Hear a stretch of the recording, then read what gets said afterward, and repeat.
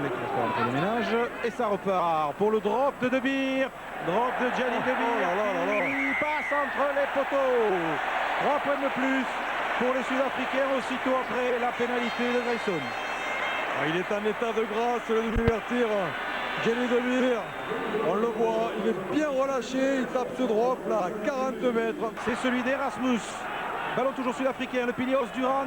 Montgomery renverse. De Beer va jouer un nouveau drop de Gianni De Beer. Et un drop qui passe encore entre les poteaux. Quel match de Gianni De Beer quand on pense que Nick Mallett n'en voulait pas et qu'il voulait au niveau les 2 autres joueurs. Il lui avait dit je ne compte pas sur toi. C'est pour cela que De Beer est parti en Angleterre et c'est lui qui est peut-être en train de faire gagner l'Afrique du Sud aujourd'hui contre ces Anglais. Ah ouais, 43 mètres, nouveau drop. C'est simple. Comme l'avait dit Eric, le fait qu'ils aient perdu beaucoup de titulaires. Troisième drop de Gianni De Beer. Troisième drop qui passe encore. 3 drops dans le même match pour Gianni De Beer. Ça nous rappelle les souvenirs français avec Jeannot Lescarborough qui avait marqué. Il apporte aussi. 3 drops, mais dans un quart de finale de Coupe du Monde, s'il vous plaît.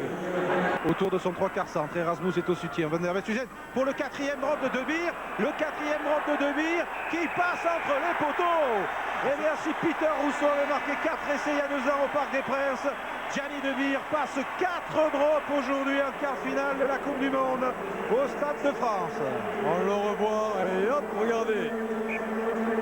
Il n'a pas regardé. Erasmus reprise. Van der Westhuizen pour le 5e, non. De Beer, 5e tentative de drop. Oui. Il la met, mais c'est invraisemblable. 5 drops d'un demi d'ouverture dans un match international, c'est peut-être du jamais vu. Oh oui, c'est du jamais vu.